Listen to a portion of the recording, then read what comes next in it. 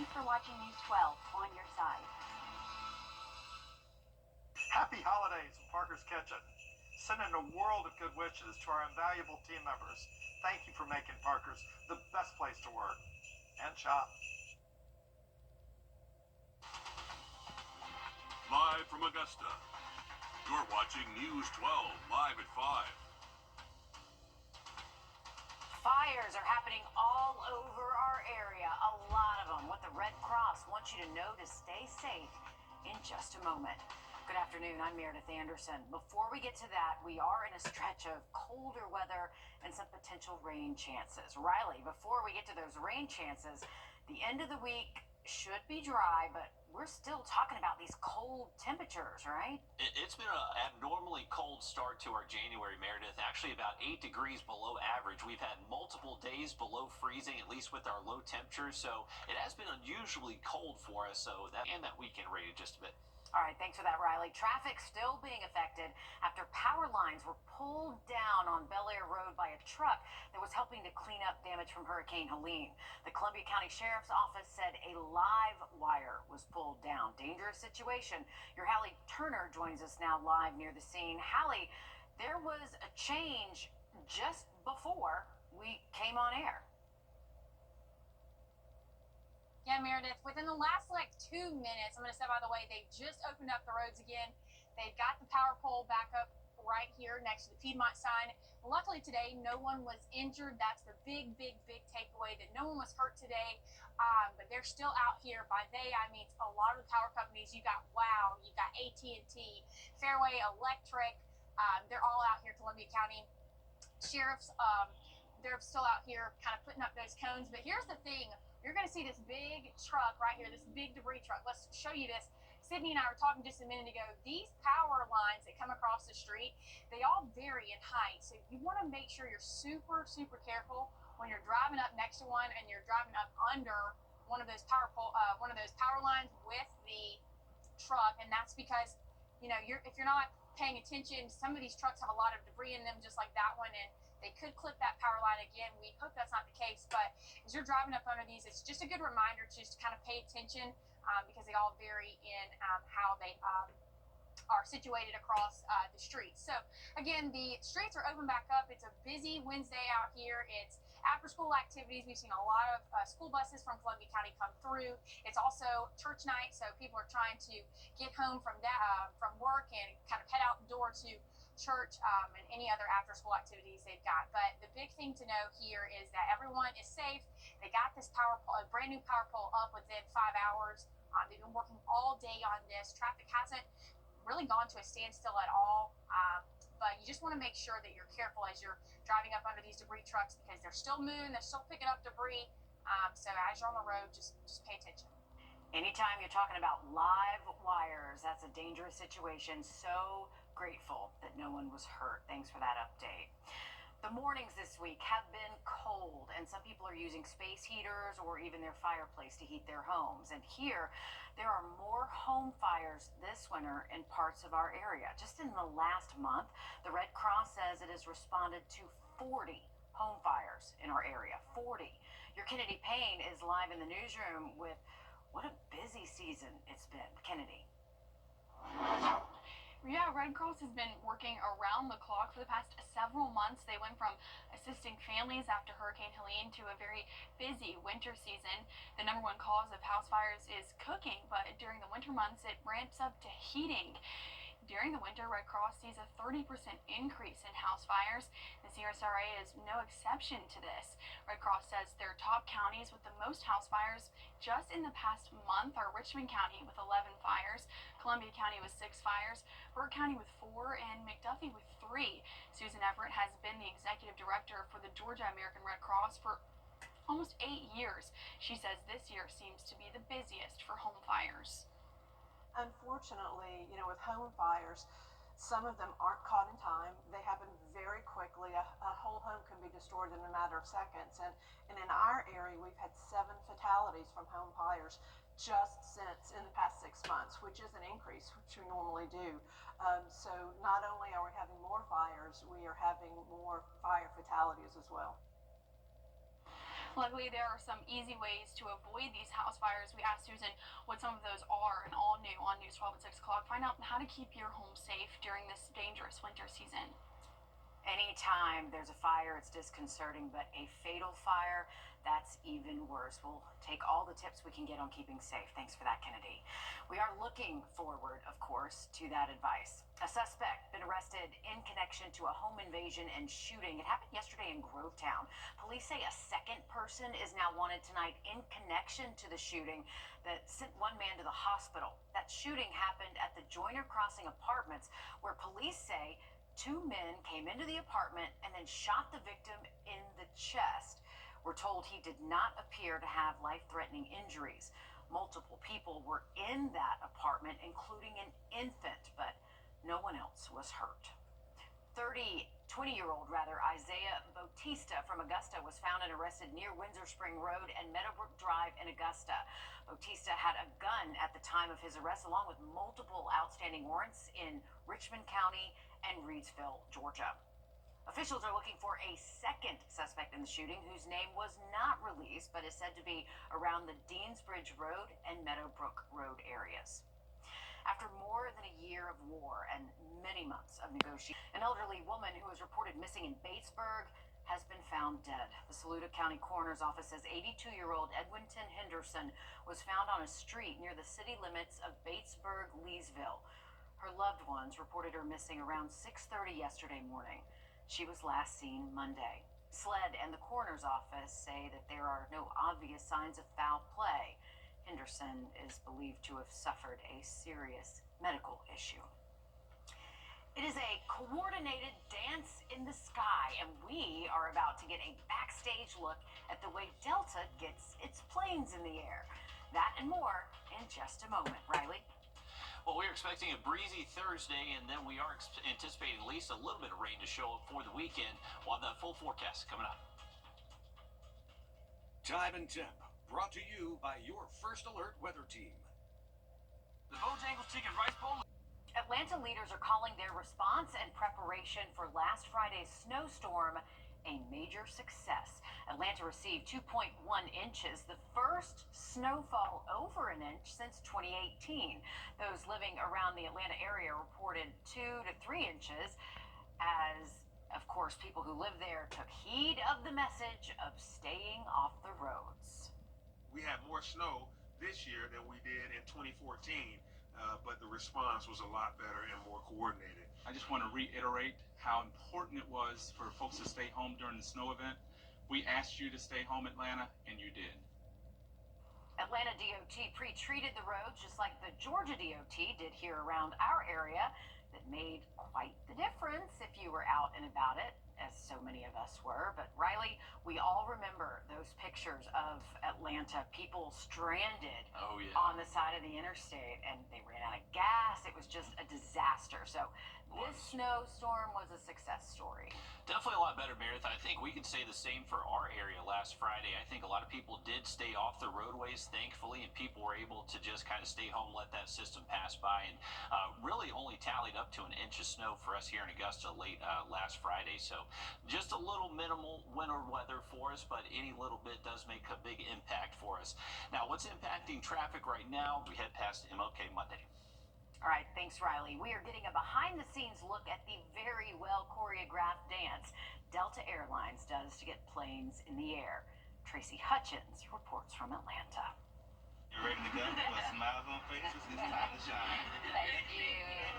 Before you ever step on board, a well-choreographed dance has already begun. It takes a team to get these Delta jets in the air on time. To see how it's done, Atlanta's hometown airline gave us behind-the-scenes access. Delta is ramping up for its biggest year yet, 968 daily flights out of the world's busiest airport. You have fueling, you have catering, you have laboratory waste. Everyone is here to do a job in a timely manner. On the tarmac, crews can have as little as 60 minutes between arrival and the next departure. Getting your bags on board is a priority. When they look out the window, we want them to know that we take care of their bags. We want to make sure they put on the right weight, the safe weight, the correct weight. Whether it's below wing or above it, everyone has a part to play. There's our accommodator down here. Delta's Redcoats, elite customer service agents. Break it down by the numbers. Delta alone, we have over 100,000 workers. But Atlanta has a huge part of that number. Flight attendants is over 3,000 of them. Ramp above wing, we're pushing over 5,000. And so it takes a lot to move this airline to this airport. Flight control, Rupa. Invisible to passengers is the Operations and Customer Center next to the airport at Delta's headquarters. Inside this massive room, employees from 35 departments work together, managing everything that impacts you as a passenger. From coordinating flight crews to your snacks and drinks, to communicating with other airports and maintenance technicians. They even have their own team of meteorologists. We run the whole worldwide operation from right here. So there's always some form of disruption occurring. Today, for example, it's up in Minneapolis with the snow, and other places it could be in Europe with winds, or down in Mexico and Central America with volcano eruptions. So we manage all the disruptions that happen to the airline. More than 4,000 flights around the world are monitored right here in the OCC. During peak travel times during the summer, it's more than 5,000. We monitor the flights. If there's any changes to weather or turbulence, we'll let the crew know. Have you been in here where it's just like there's just this frenzy of activity that you were able to pull it off despite the challenges, despite the hurdles? Absolutely. I think that's where the team and all of the teams in this room really thrive. They're kind of that calm in the midst of chaos. Coming up in March, Delta celebrates its centennial 100 years of flying. They'll mark the milestone by revamping the Delta Flight Museum in Atlanta. Delta Airlines started in 1925 as a crop dusting company. The FDA has banned Wrdw in foods. Why and what comes next after the break? First Alert Radar, powered by Jim Hudson Automotive Group. The 2025. Our First Alert commitment to you is the power of 5 meteorologists. All the tools, the latest technology, and the first team of 5 meteorologists. News 12's First Alert weather on your side. Start the new year in... There are new recommendations to measure obesity, and it might be welcome news for some previously classified as obese. A new report that focuses on body fat and what medical issues people have, not just their weight. And instead of using the body mass index as a way to diagnose obesity, the authors of the report want BMI to be the first step to determine who should be tested for excess body fat. What we're trying to do is use still the BMI as a first pass screening tool, but then really drill down on who is at risk for medical complications from being overweight or obese. If these guidelines are widely adopted, it's expected some doctors might treat fewer people for obesity. The FDA is banning the dye Wrdw from the U.S. food supply. That dye can be found in foods including candies, supplements, and even oral medicines. Wrdw was barred from cosmetics nearly 35 years ago because of possible cancer risks. Consumer advocates filed a petition 3 years ago citing research that the dye causes cancer in lab rats. Over 3 decades ago, a series of industry-conducted studies in rats clearly showed that this chemical Wrdw was associated with thyroid cancers. And the law is also clear that when a chemical causes cancer in humans or animals, it is not supposed to be in the food supply. Food makers have until January 2027 to remove the dye from their products. Drug makers have until January 2028. We'll be right back after a quick break. During the Rooms to Go new inflammatory medicine directly at the source. Voltaren, the joy of movement. Thanks for watching News 12 on your side. Help us feed hungry children. Our goal is to feed 2 million meals to hungry children this year, and you can help us when you round up at Parker's Kitchen. We're going to match 25% of your donation.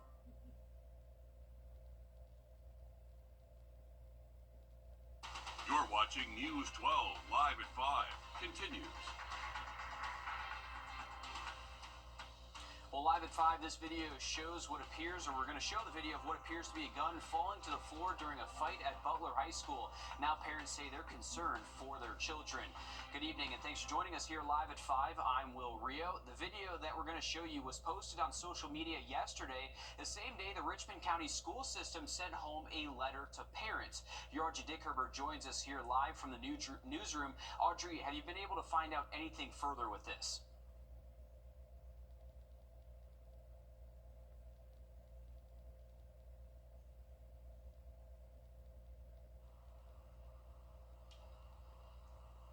All right, having some trouble there, but Audrey was saying many parents are worried, especially since this isn't the first time this has happened. And one parent wonders what would have happened if a student didn't go against the school system's cell phone policy to record this fight. Now, take a look at the video that you're seeing here circulating on Facebook, claiming to be filmed in Butler High School. It shows two people fighting in a classroom during class when what appears to be a gun falls out onto the ground there. In a statement from the school district sent to Butler High School families, they say during the altercation, students saw a weapon drop to the floor, and administrators in RCSS police then responded immediately, securing the school for 45 minutes while police investigated, and that student was then taken into custody. But for one mom, she has concerns that are continuing to grow every day when she sends her son to school, and they're demanding actions now. I just feel like, how many times does it have to happen before you guys are actually going to take action, put different rules in place, different safety measures? The reason I'm speaking out about this is because I'm not going to be that parent that allows 5, 6 different red flags to happen, and then now the serious situation has taken place, and I'm at the school trying to figure out if one of my kids are identified as someone who is no longer alive. I'm not waiting for that to happen. So for me, I have questions. I'm pissed off because I want to know, what are you guys going to do? And if you have any safety concerns, you can report them to the school or their safety tip line at 706-828-1077. We did reach out to the school district asking if any extra precautions will be in place due to this incident, and if they are still considering on putting metal detectors in their schools. We're still waiting for a response from them. Now, the school says the incident was addressed following the code of student conduct and discipline. Of course, we'll continue to follow that and bring you more as we learn more on News 12 at 6 o'clock. Well, traffic is still being affected after power lines were pulled down on Bel Air Road by a truck helping clean up damage from Hurricane Helene. The Columbia County Sheriff's Office said a live wire was pulled down. Your Hallie Turner joins us live at 5 there near the scene. Hallie, what are you seeing out there? This is the same, Will. Everything's back opened up. They're doing a few finishing touches, but North Bel Air Road is completely opened back up, and you will be able to drive down here. If you've got church tonight, after school activities, all of this is open back up. Just kind of travel with a little bit of caution. AT&T is still up there right now above the Piedmont sign, where that new pole that they just put in is. They're just finishing up those last little bit of touches, but traffic is back to regular speed. It's wide open, so you can travel on right here to North Bel Air Road. It only took them about a little over 5 hours to get everything back up and running, but we've seen a lot of storm damaged trucks that are out here picking up debris. You want to be careful when you're driving next to them because these wires do hang, these lines hang a little bit lower. So when you're traveling up under those trucks, it doesn't look like it might be much of a height difference, but it is. So as you're driving next to them, just be careful. But if you're coming this way, everything's open back up and it's running per usual. And this is not the first time we've also seen something like this. In South Augusta just a few months ago, we also saw one of those trucks pull down some power lines too. We know that they're very tall there, and that debris can also snag on some of those power lines that may be hanging or not fully back up straight yet. But looks like traffic moving there nicely. Hallie, we appreciate the updates there. Switching gears to weather now as we take a live look outside over Beach Island. A gorgeous afternoon for us, Riley. The cold weather is here, and rain chances could be coming for us as well. That's right, Will. Most likely by the weekend. The Department of Justice says it found that the Alvin Glenn Detention Center, a jail in Columbia, South Carolina, has conditions that violate the Constitution. A DOJ report says, quote, incarceration should not expose a person to severe and pervasive violence. And our I-team looked into our local jails in South Carolina, finding that every local jail in our area has failed its inspections. The suspect in Waynesboro's first homicide of the year turned himself in to authorities. Julian Bright was wanted in connection to the shooting death of Raynard Ellison at the Magnolia Acres apartment complex. Waynesboro police had warrants signed for murder against Bright. He was originally wanted for questioning. The Aiken County coroner says the deadly fire on Kellogg Drive that killed 23-year-old Markel Howard has officially been ruled as a homicide after the autopsy. The suspect, his mother, Latrina Hollingsworth, was arrested on Monday and charged with first-degree arson. Now her charges could be upgraded after the homicide ruling. Arrest warrants say she, quote, maliciously set fire to a table inside the home, and that directly caused the death of Howard. Jail records show she had been arrested multiple times since 2021. The Columbia County Sheriff's Office says it responded to an accident involving a golf cart near Riverwood Parkway. They say a 12-year-old driver was injured along with another victim there. The incident report says the 12-year-old was taken to the hospital. The Richmond County Sheriff's Office is asking if you know this missing man. 61-year-old Joseph Hancock was last seen December 23rd, but investigators say they received information that Hancock could be in Atlanta. That information says he was last seen near a Quick Trip on South Marietta Parkway and by North Avenue. Anyone with any information can call the Richmond County Sheriff's Office.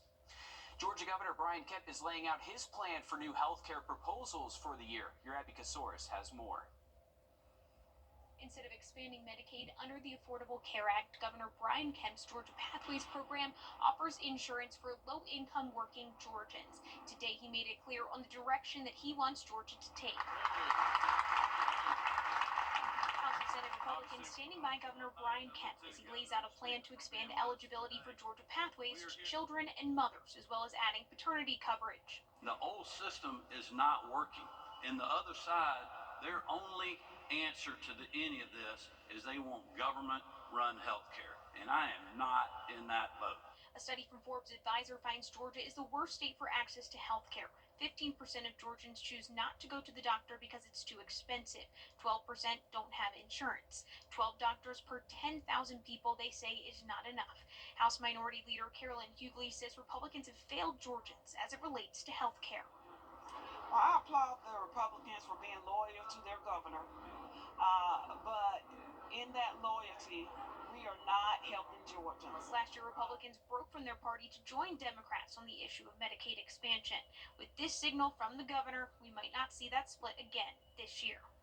Democrats and Republicans agree they need to do something to keep doctors in our state. We do expect there will be bills investing in medical schools and incentivizing doctors to work in rural parts of our state. In Atlanta, I'm Abby Kasoris. All right, thanks, Abby. The latest inflation report is out. We take a look at how much inflation rose coming up after a short break. Riley? And we're going to stay dry through at least Friday, but pretty decent rain chances as we start off the weekend Saturday. Have more on that coming up just after the break. Time and Temp, brought to you by your First Alert weather team. It's the coldest time of year in the CSRA. To stay up to date on anything winter weather to severe weather, download our First Alert weather app to get the most accurate forecast in our area. It's the Lazy Boy Clear Boy Furniture. Lazy Boy. Long live the lazy. Well, if you were driving during the snow and ice on Friday, you might want to get your car washed sooner rather than later. That's because the salt on the roads could be under your car. A car wash owner spoke about what you need to do to clean it and how it can affect your car as well. Very, very important to keep that vehicle clean. You got to get that salt off. The longer that stays, the more damage it causes to the paint. So by getting that stuff off and getting all of our protectants and our high-quality detergents on the vehicle, we eliminate that damage. The salt was also and can be also dangerous to pets as well. Riley, hopefully we don't need to use any salt. I know we use brine here, which is a little bit of that saltwater mixture. Still not good for your car when you're driving on the road, so it's always good to get a car wash. But hopefully we won't need to use any salt in the future. That's what we're hoping for. Fingers crossed, Will. It does look like that long-term outlook next week potentially does bring another winter event to the region, so we're going to have a close eye on that. Still well too far out to know any details, but I will say there definitely does look to be the chance between Tuesday and Thursday next week for more winter weather. We'll have more on that in just a bit. 53 degrees right now, very dry air in place. You can see a few of these contrails in the sky. So where the planes have flown over, it's created a little bit of cloud cover, but for the rest of us, generally clear. We are going to keep things generally clear tonight. Temps will fall to the upper 20s by daybreak tomorrow morning, so it will be a cold start to your Thursday, but not a bad afternoon. We should actually see our high temps get close to 60 tomorrow. The only concern tomorrow is that it is going to be pretty windy, especially by the afternoon. We'll see those wind gusts maybe close to 30 at times, so just a heads up, definitely enough to blow around any loose objects around your house, lawn furniture, or any patio furniture. If you have trash day and your bin gets empty, definitely could tip over into the sidewalk and into your neighbor's yard. So just a heads up for that. It will be a pretty breezy into our Thursday, but it's really just Thursday. Once we get into Friday, high pressure centers back over the region, and we're back to generally calm conditions. And luckily, with the weather tomorrow, it is going to stay sunny with those temperatures getting close to 60 in the afternoon. So feeling a little bit better for us. Just a little bit of a breezy day out there Thursday. Friday, we're back to sunshine, high pressure over the region, so just kind of a light and variable wind, but most likely going to be out of the southeast, fairly light for most of us later into the day. This is our rain event that will show up by the weekend, most likely before sunrise Saturday. Remember, these systems usually show up ahead of schedule, so I would imagine the rain starts for us between 3-4 a.m. Saturday morning, continues at least up until mid-morning, but actually model guidance really pushes this main wave out by the time we get to around lunchtime Saturday. So Saturday afternoon is trending in the drier direction after that morning rainfall, but those high temps likely will stay below average in the mid to upper 50s. Now, as far as how much rain we could see, not necessarily a ton. We're not expecting a thunderstorm risk, and thankfully not expecting a flood risk. Our rain total should be anywhere from around 1/4 to a 1/2 inch. Maybe a spot or two does get above that right now, favoring the northwestern CSRA. High temps through the weekend will stay below 60, 56 Saturday with that cloud cover and at least early morning rain. Remember, you are going to see very high rain chances advertised for your Saturday, but most likely will not last all day long. Just a very high chance you see rain at some point during the day, and most likely just timed out for the morning hours. Once we get into Sunday, that main front starts to move in. Could kick up a morning shower Sunday, but most of your day should stay dry. And then behind that front Sunday, we are going to see our temperatures really drop. We'll be back down into the 20s, waking up early Monday, but by Tuesday and Wednesday morning, we're talking low temps close to 20 degrees. And the concern is that we could actually time out some precipitation with those very cold temps. So this is our winter weather probability looking out between next Tuesday and Wednesday. And the setup is going to be, we have a big upper level trough bringing down that cold air, and that trough, depending how far south it digs, could potentially develop a low pressure system in the Gulf of Mexico. And right now the track of it definitely does look favorable for winter weather to occur. So this is from the Weather Prediction Center. Right now they have the entire CSRA highlighting this 30 to 50% chance of at least seeing some variation of winter type weather. So this is on our radar. We're going to be watching it very closely. Most likely by Friday, we'll make the decision to pull a first alert once we get within about that 5-day time range. That's when it's looking a little bit better if we could or could not see something. So it's on our radar. It's on the 7-day now. We're going to keep a close eye on it. But until then, sunny skies through Friday and then rain Saturday. So about this TikTok ban, what does it mean for people who love the app? Will it still work? Are there any good alternatives? I'm Jamie Tucker. Coming up, we're going to take a look at some of the frequently asked questions and give you answers. First Alert Radar, powered by Jim Hudson Automotive Group. Are your creditors... A U.S. ban on the popular app TikTok appears like it'll happen January 19th, leaving millions of users and fans without the app in the United States. Our consumer tech reporter Jamie Tucker has some answers to what's going to happen with the app. What the Tech, sponsored by Augusta Preparatory Day School. So let's get the first question out of the way. If you have the TikTok app on your phone, it will not suddenly disappear or be deleted. At least it shouldn't be. It's hard to know exactly what's going to happen because the U.S. has never banned a foreign smartphone app before. What we do know is that TikTok will be removed from both the Apple App Store and the Google Play Store. If you don't already have it on your phone, you won't be able to download it. If you do have the app on your phone now, it should continue to work and creators will most likely still upload some content, at least for a while. Since the app will be gone from the app stores, there will be no future updates. It will get buggy, probably crash a lot. And eventually, as Android and Apple release updates, the TikTok app will stop working. Can you still access it from a website website? Most likely. But the app, even if you have it on your phone, will never be the same. Creators will stop posting TikToks because with fewer viewers, there won't be as much money coming into them. Now, where are the creators going? There are two TikTok alternatives at the top of the App Store charts right now, Lemon 8 and Wrdw. Both are Chinese apps. Lemon 8 is even owned by TikTok. And many users will likely go to YouTube Shorts and Instagram Reels for short-form videos. And if you're a creator, you'll want to download the videos you've uploaded to YouTube before the ban goes into effect. And barring a last-minute decision by ByteDance to sell to a U.S. company, the TikTok era as we know it will end. That's What the Tech. I'm Jamie Tucker. And Bloomberg reports that ByteDance is entertaining the idea of selling its U.S. portion of TikTok to Elon Musk to avoid that U.S. ban. We are a few hours away from being able to stuff the stadium at Christenberry Fieldhouse, and that's where we find your News 12 sports director, Alyssa Lyons. She is live for us ahead of the event. Alyssa, what's it like before that event?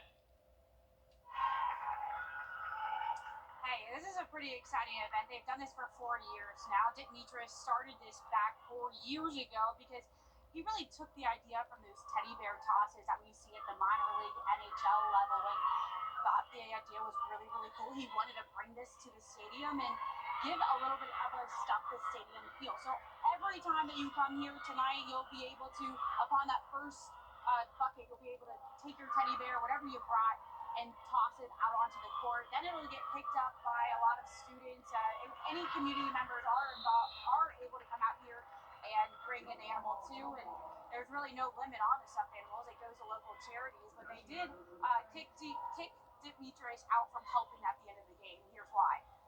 It's kind of out of my hands. It's grown so much. The very first year I was over there collecting them the next day and putting them in bags. I was getting yelled at by student groups. I'm like, oh, I'm getting out of this, okay?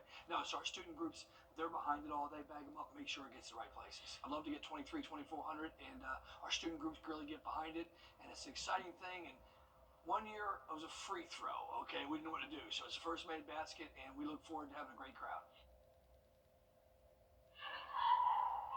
Well, for the last few years, they've averaged around that 2,000 mark, but like he said, they're looking at that 2,300 or 2,400 mark to hit tonight, and even people have already been dropping stuffed animals off just like this one, like Winnie the Pooh. And I don't know if you were watching at 4:30, I highly suggest you give it a good wind up to toss it out on the court if you are sitting back in the stands, because chances are, if you're like me and watch a softball player, it's not going to land out on the court. That game is at 7:30 though.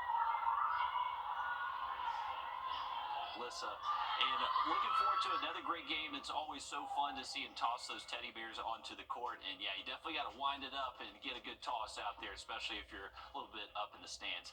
And we got really cold weather heading our way next week. We are expecting temperatures to dip back well below average. Another quick look at that 7-day just after break.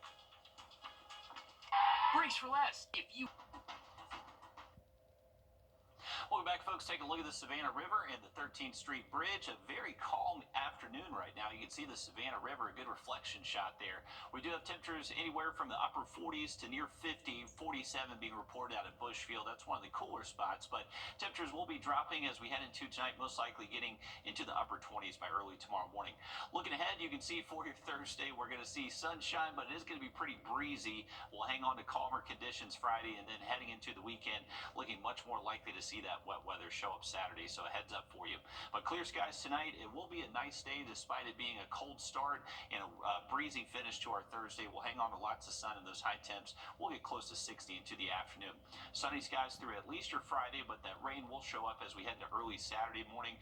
And right now, it looks like the rain will be likely through at least the first half of our Saturday up until about lunchtime, but later into the afternoon, it does clear out. Luckily, no weather alerts in effect. We are going to keep things sunny the next couple of days and then expect that rain by Saturday. All right, thanks, Riley. Stick with us. We'll have more news, weather, and sports coming up after a short break on News 12 at 6 o'clock.